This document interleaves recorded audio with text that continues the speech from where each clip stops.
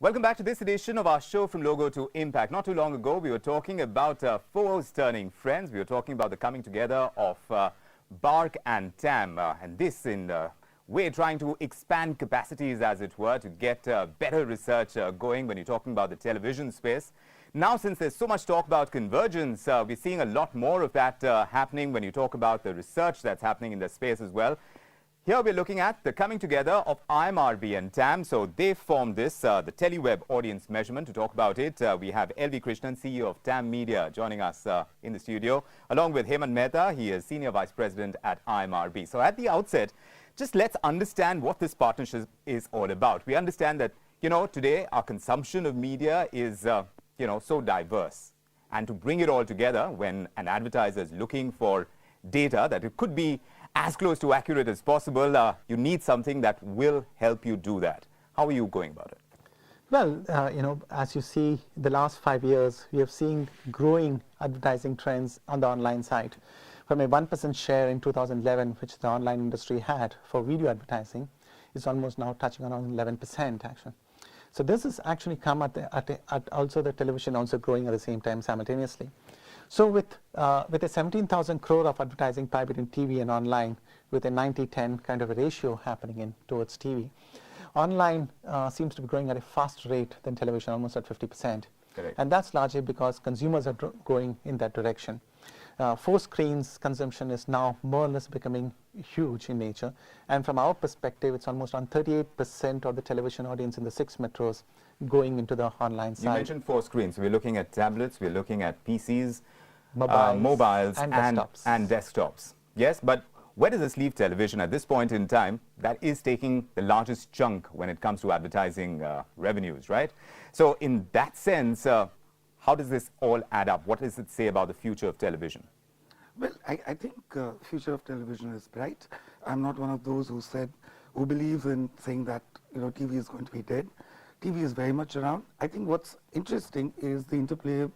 The content is moving across screens, and that's what we're really trying to highlight to our clients and to the industry about how you can use the same content, but you need to be present across platforms. So the 4 screen scenario is here to stay, right, and we need to chase the audience. So the mapping of the interplay, LV, now that's where it's at, and that's what you're trying to do, right? Exactly. So in that sense, is it an urban phenomenon, or are we going to see that get deeper into other markets as well? I think with time, it will certainly get deeper. From a research perspective, although the penetration has also started happening in the mini metros and the small towns very significantly for online media. The interesting thing about the TV and the online interplay is that television is still around an average of 2 hours consumption per day action. Right. Okay, unlike in the West, which is almost around 5 hours per day. So therefore, television has the space to grow. Okay, and online is certainly not going to eat heavily into the television space too. Right. So it's also going to grow on its own momentum. Sure. So what we're going to see is the fact that both the 2 mediums have pretty tremendous future. Right. And along with that, it can start growing simultaneously across segments of audiences. And as this growth happens, it's going to be more and more important to kind of fuse the kind of data that you get. But talking about fusing data, how are you going about this? Because from what I understand, you're looking at like audiences. So an audience, perhaps me, looking at the 4 screens like you're talking about, and you're going to fuse the data of someone who's watching television. And in a broader sense, they fall under the same category. Am I understanding this right? You're right, actually. So what we're doing is it's a like-to-like mapping of 2 different databases. The world is moving towards integration of different databases to allow for understanding of the consumer in a far more better manner than what it was before. Right. Single source is the other way around, where you're mapping a consumer on every bit of activity that it does in terms of consumption. Which is the traditional one, which is the traditional one. You have been involved Exactly. in for the longest time? Exactly. Now, in the fusion exercise, the like-minded individuals or respondents from one database is connected with the like-minded members of the another database. And there are hooks that are created which allows you to then integrate their behavior pattern in nature. Sure. It's a very statistical process that's involved in this entire exercise. And when you do that, what you're able to get is patterns that allows you to showcase consumption across two different media together in nature. Right. And this is exactly what is happening. Here is a TAM database which measures television. There's a WAM database which is actually measuring web audiences across the 4 screens. And when you bring these two together, you're able to get incredible insights about what is happening between TV and online, the duplication between it, as well as in terms of people who don't watch one screen without the other. Well, I see the potential in this, but it begs the question in terms of this fusing of data, whether this research material that you're putting together could be more accurate if the same person's consumption across the 4 screens and television could be done directly rather than having to go through the fusion route. Well, that would be the ideal world scenario. But the fact of the matter is that the load on the consumer, the respondent, as we call it in our industry, is terrific. Imagine that I am going to track every click that you do on your through your phone or your laptop, or you're pressing the buttons to tell us what you're watching on television. I want you to maintain a record of all the purchases that you do. I want you to tell me when you hear radio. It sounds very, very difficult to achieve. Too much of a challenge for one person to kind of take on. I would think so. And that's the reason why we're trying to come as close to reality as possible. And as LB said, the world is moving towards getting a holistic understanding by bringing together various aspects of the consumer. Right. And it's not a random, there is a science and a method behind it, which is well tested. It's been around for many, many decades now. Sure. So I think we're trying to get closest approximate to understanding one person across devices, Sure. the behavior. Now, while I understand that this is the need of the hour, right, because our consumption across the 4 screens and, of course, television, that has changed over a period of time. So you need to map that. But in terms of the need of the industry, in terms of advertisers and what they're looking for, is it coming from them? What was the stimulus? What was really the need to do it at this point in time? And as far as TAM is concerned, you've got such great legacy in terms of what you've been doing in the television space. For you to be able to draw up these partnerships, how crucial is that as well? Perhaps you can put that in focus for us. I think it's completely emerging from the consumer need, actually, which is advertisers' need. So when we were interacting with advertisers almost a year back, there were already FMCG consumers who were really looking at online media and investing in it, just but not yet sure about the fact that what returns are they going to get or how they're going to measure it. Right. So they were experimenting with the medium rather than actually going with a strategy of saying this is how it will benefit my brand completely. Sure. Now, in that context, the question that they were asking was the fact that, how much of money do I need to pull out of television and put it online Right. for the testing purposes? And is there a way in which you can help me measure an ROI on that particular investment? Right. Now, we were not able to do that at that time. We started the work, but with IMRB. But certain big media agencies were giving that kind of information, right, to their clients? Indicative, which was actually based on the WAM data Right. Alone, as a standalone, actually, and providing that information, which was a silo. So the planning was happening TV silo, online silo, radio silo in nature. Right. And at some level, the collation was exactly. taking At some place. level, an indicative number was actually being used to Right. as a duplicative factor between Right. both TV and online. Right. So, so then from there on, the work started.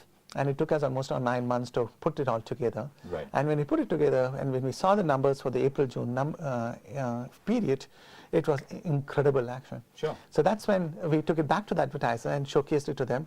They just said, yes, exactly. This is what will help me out in trying to analyze content and see where to put advertising messages across. Right. And some of the genres like English news, English business news, etc., just completely gets benefit from this kind of a data amalgamation. Sure. That shoots up their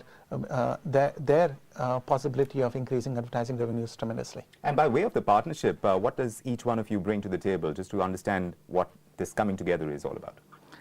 I think what we're bringing to the party are, one is our data assets. So TAM has got its television data, we've got our web audience measurement data.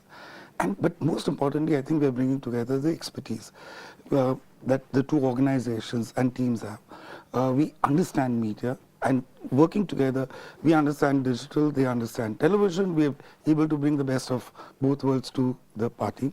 And I think what we actually showcasing is how the two organizations and the two data sets can assist in better communication as well as monetization for the content owners. Right. And the two that your subscribers are going to use is Video Express. Now, if you can highlight some of the salient features of Video Express, how it actually works and how easy it is to consume the kind of data that you're going to put out. Well, it's a similar tool that we have in television for a long time called Media Express, actually. Right. So, so it's very easily movable. I mean, you can usually use it maneuverable in nature and analyze the data very, very fluently. So people are used to that kind of a software that allows them to interact with the data in a very easy way. Right. There's no learning curve therefore required. For anyone who's now starting to use the Teleweb service, the planner has virtually been using Media Express all along. Right. So this is very, very similar to that. Short period of time, have you seen a major shifts happening by way of consumption of the same kind of programming that we've seen on television, now that we are seeing so much more of this consumption taking place in the digital space? Has there been any radical shift that needs to be talked about and needs to be put a focus on? Two major changes. In the last 3 weeks itself, that after we have introduced it and have been interacting with broadcasters and advertisers, on the broadcaster side, there's a huge push now happening from content exclusively onto apps and websites kind of a interaction. Right. So therefore, creation of content is now happening. So you will see the effect of these launches towards the end of next year, okay, that is in 2016, when there could be at least 25 new channels will be launched exclusively on digital. Right. Okay, that's minimum. Okay, and new content being produced exclusively for that, and then coming on television later on. Sure. You're already seeing that with relation to Hotstar and Star Plus. Right. You're already going to see that between Sony Live and Sony. So it's just a matter of time, action. Okay. On the advertiser side, the realization, the fact that there's a huge audiences sitting between 9 o'clock and 4 o'clock consuming content on different screens, right, other than the television, is making them really look at that particular screens very, very closely. And that's going to shift advertising by at least around 15% from an overall pie, okay, not television alone actually, but from an overall pie into online media. Right. So I could expect around 15 to 18% being the share of internet pie in a year and a half's time. In a year and a half. So I was looking at that time frame as well. Do you agree with that point of view, or do you think it could be any so. faster? Or you were hoping that it would be? The medium is all constantly surprising us, but I would tend to agree with LV that in another year and a half, yes, I think we would be at least, there will be at least 50% growth, if not more. So from 11%, 18% to me doesn't seem very that hard. difficult to achieve. Yep. All right. So in that sense, obviously there is a lot of scope in what this partnership is going to bring to the table from your advertisers' point of view. Good luck going ahead with this. And of course, we'll be tracking everything that you put out. Thank you, LV. Thanks, Hemant, for joining us. We'll take a quick breather. There's lots more coming up on the flip side. You want to stay tuned with us.